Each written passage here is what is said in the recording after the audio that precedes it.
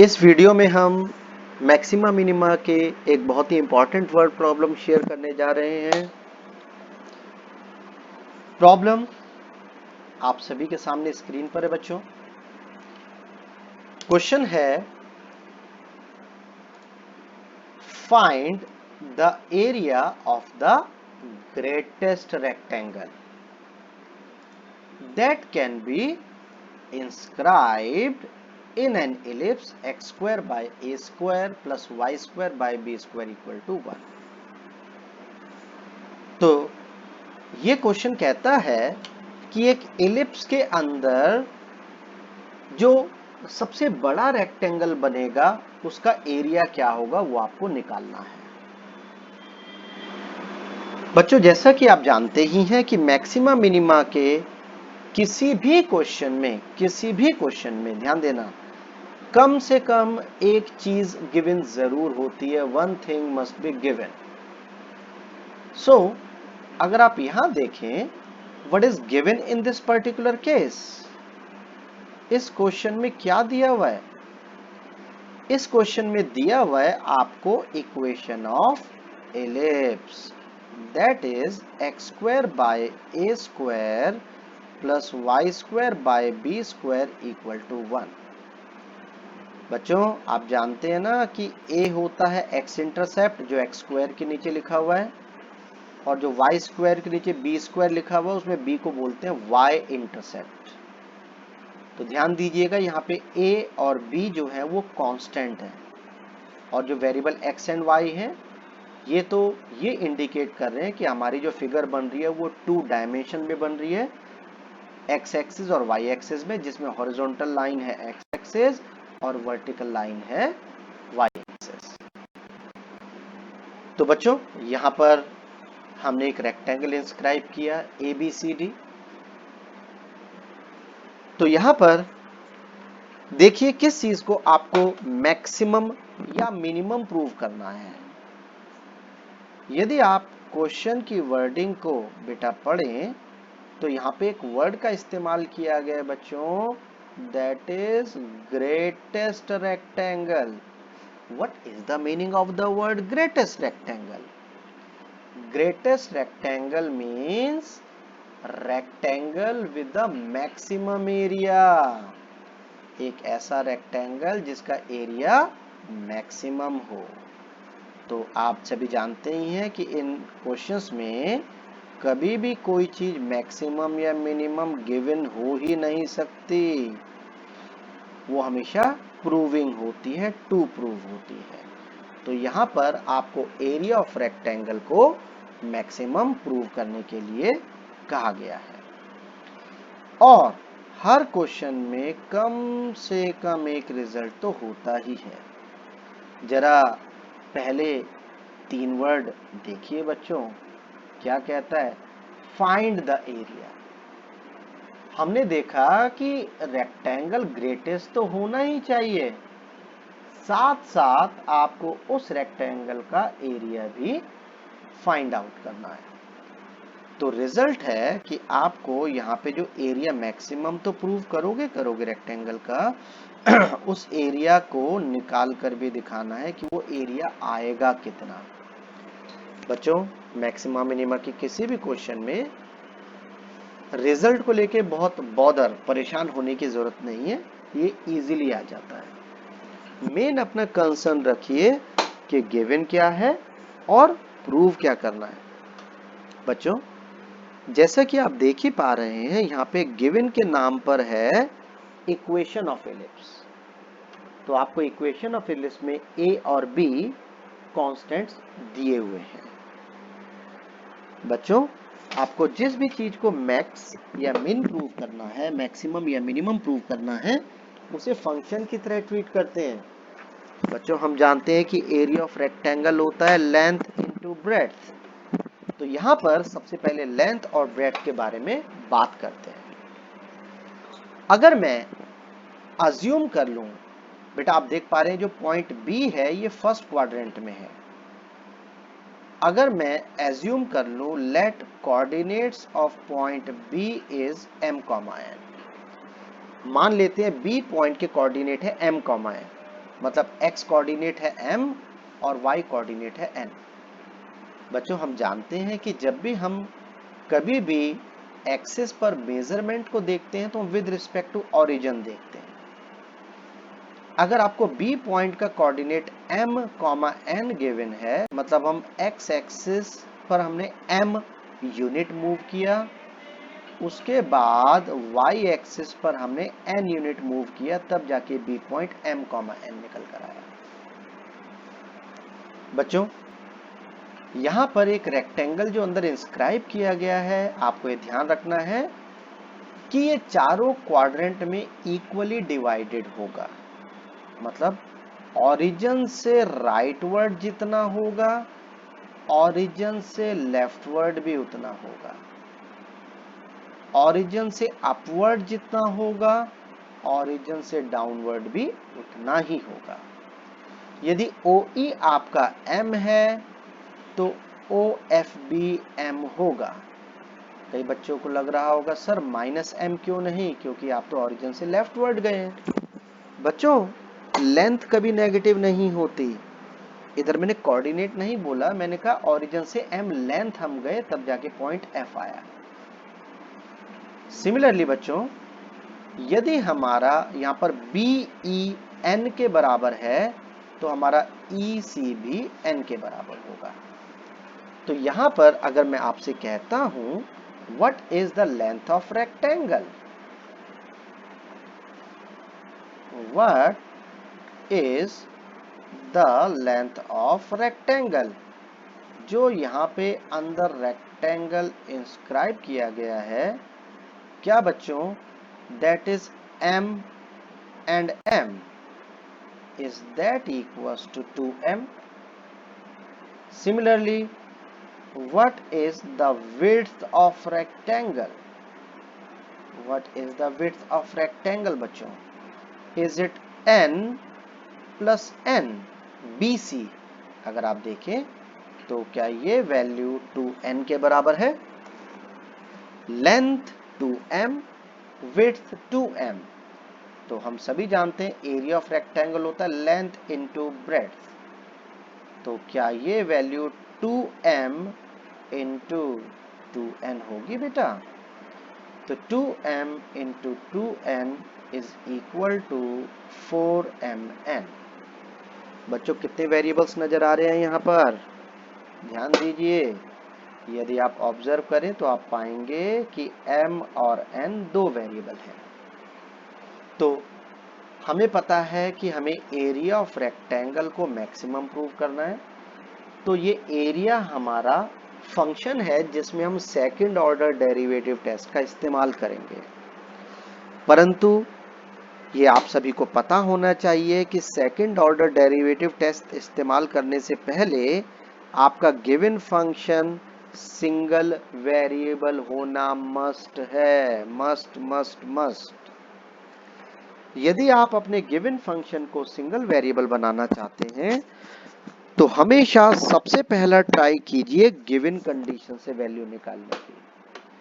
बच्चों यहाँ पे गिवन कंडीशन के नाम पर आपको एलिप्स की इक्वेशन दे रखी है। जैसा कि आप जानते ही हैं कि अगर कोई पॉइंट किसी फिगर के ऊपर होती है या होता है तो उसकी इक्वेशन को सेटिस्फाई करता है। क्या बच्चों यहाँ पे जो पॉइंट B है, क्या ये एलिप्स के ऊपर लाई कर रहा है बेटा? मींस इसकी इक्वेशन को सेटिस्फाई करेगा। तो एलिप्स की इक्वेशन में हम x की जगह पर m और y की जगह पर n पुट कर सकते हैं। तो यहाँ पर क्या हो जाएगा बेटा? x की जगह पर m और y की जगह पर n अगर मैं रखता हूँ m square by a square plus of n square by b square equal to 1। तो बच्चों इससे वैल्यू निकाल लेते हैं m या n की, जिस मर्जी की वैल्यू निकाल लीजिए। अगर मैं m की वैल्यू निकालना चाहूं तो n वाली टर्म को दूसरी तरफ शिफ्ट करता हूं, तो क्या हो जाएगा m square by a square equal to 1 minus n square by b square. बच्चों what is the LCM here? Is b square is the LCM, तो क्या हो जाएगा? ये आपका हो जाएगा m square by b square equal to B square, यदि हम एलसीएम लेते हैं तो वुड बी, ये कन्वर्ट हो जाएगा b square minus m square. बेटे काम करो जी, अपॉन में बी स्क्वायर है, एम स्क्वायर के से भी क्रॉस मल्टीप्लाई करो तो ये कितना हो जाएगा, what is the value of m square from here, is it equals to B square into b square minus N square divided by b square divided by, मैंने कुछ कैलकुलेशन, हाँ जी बिल्कुल थोड़ी सी गड़बड़ की, ये m square by a square है बच्चों, ये m square by a square है बच्चों। तो दिस इज ये m square by a square. तो ए स्क्वायर को अगर मैं ऊपर ले जाता हूं बेटा, अगर मैं ए स्क्वायर को अगर मैं ऊपर ले जाता हूं तो ये हो जाएगा A square B square minus N square upon B square. तो व्हाट इज एम, बेटा एक तरफ से स्क्वायर हटाते हैं तो दूसरा अंडर रूट लगाते हैं, is that equals to a by b under root of b square minus N square. तो बच्चों एक काम कीजिए, अपने गिवन एरिया के फॉर्मूला में m की जगह पर इस वैल्यू को सब्स्टिट्यूट कर दीजिए, देन इट वुड बी, चलिए आगे बढ़ते हैं बेटा।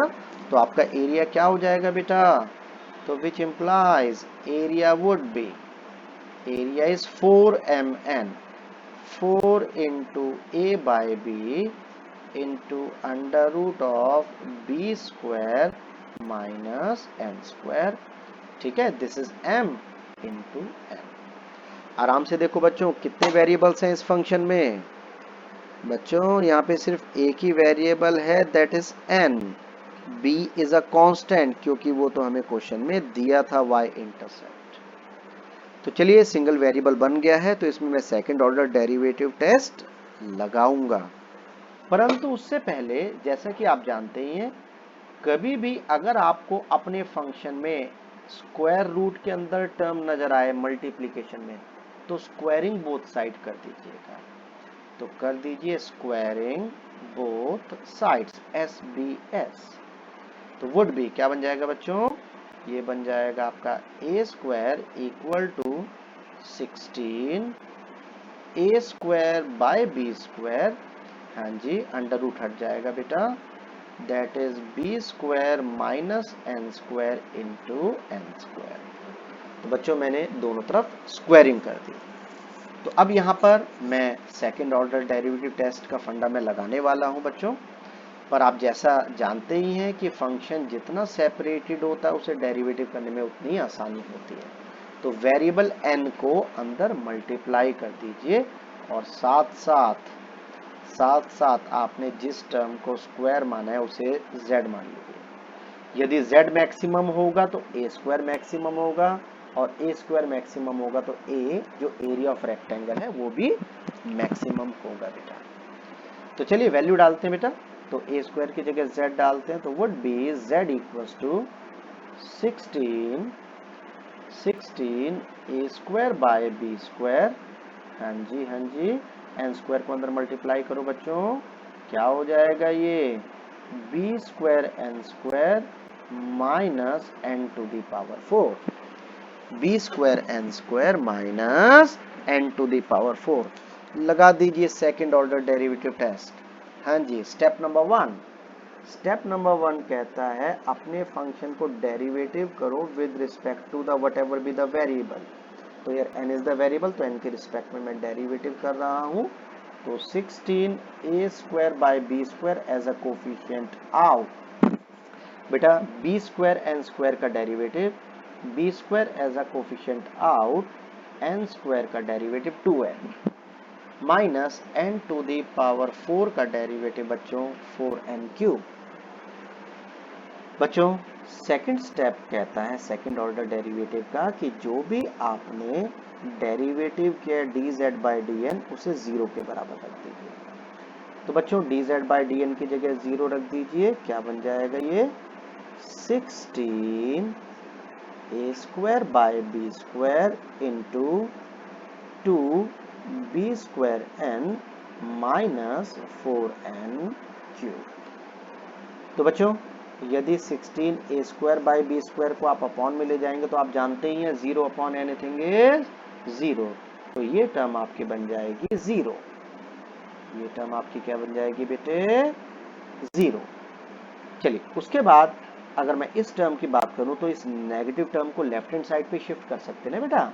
मुझे तो n की वैल्यू चाहिए। आप सभी जानते हैं कि डेरिवेटिव को 0 पुट करने का मेन मकसद होता है, मेन मोटिव होता है कि वेरिएबल की वैल्यू को निकालना। जो करता है काट दो बेटा, यहीं पे काट दो। तो 2 1s are 2 2s are, n से cube cancel, that is n²।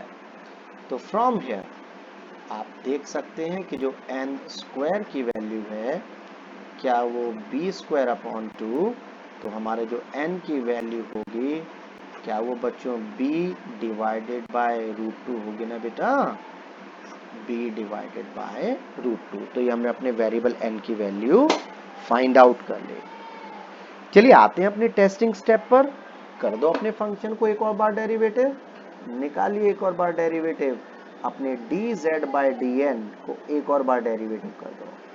तो यदि मैं इसे दोबारा से n की रिस्पेक्ट में डेरिवेटिव करता हूं जो हमारा वेरिएबल है, it can be written as d2z by dn2। करो बच्चों बेटा जी 16a² by b² as a coefficient out. हाँ जी, डेरिवेटिव ऑफ 2b² n।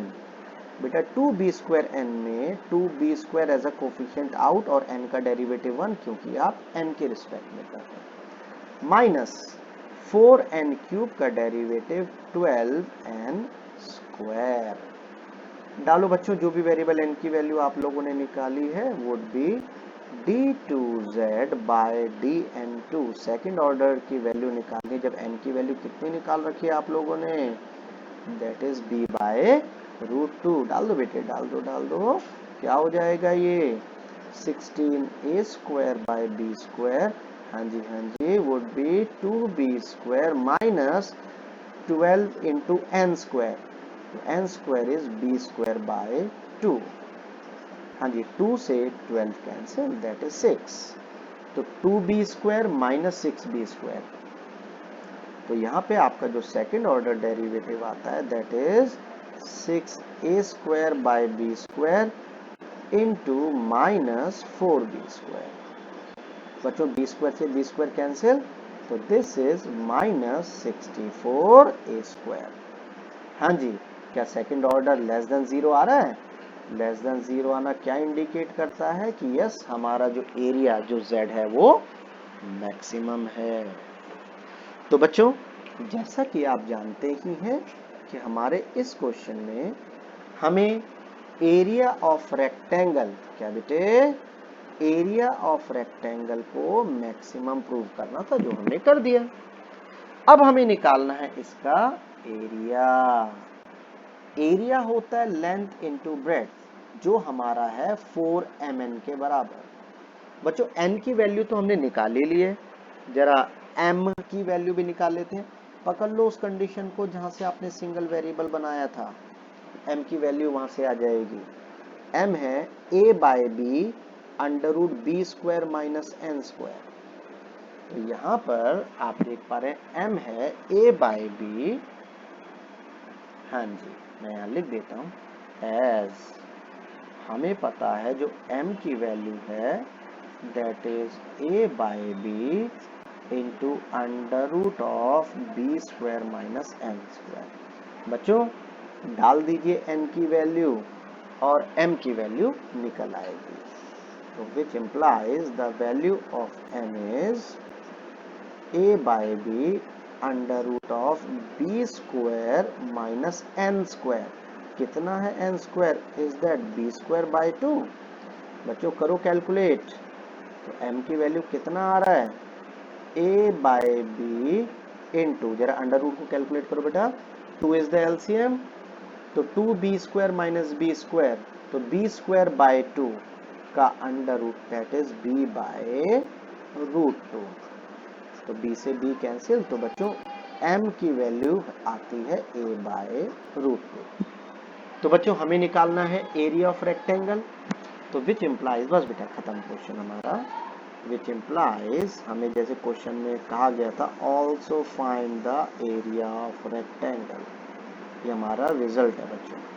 तो एरिया ऑफ रेक्टेंगल हमारा है 4m into N, 4m into N. तो क्या हो जाएगा बेटा ये 4m, m कितना बेटा, m है हमारा a बाय रूट 2, अभी 1 मिनट पहले तो निकाला है। एंड व्हाट इज n बच्चों, n की वैल्यू अभी आप लोगों ने ऊपर जो निकाली थी, हाँ जी, n की वैल्यू कितनी बच्चों, that is b by root 2। तो n की वैल्यू कितनी बच्चों, that is b by root 2। तो बच्चों कर लो कैलकुलेट, क्या हो जाएगा ये 4ab बाय 2, 2 से 4 कैंसिल 2, तो आपका जो एरिया ऑफ रेक्टेंगल है that is 2ab square units. आप एरिया निकाल रहे हैं, area always in a square units. तो बच्चों ये हमारा क्वेश्चन है, आराम से इसे पढ़िएगा, समझिएगा। कोई डाउट हो, कोई बात शेयर करना चाहें तो कमेंट बॉक्स में बिल्कुल फ्री माइंड से लिखिएगा। Thank you very much, God bless you all.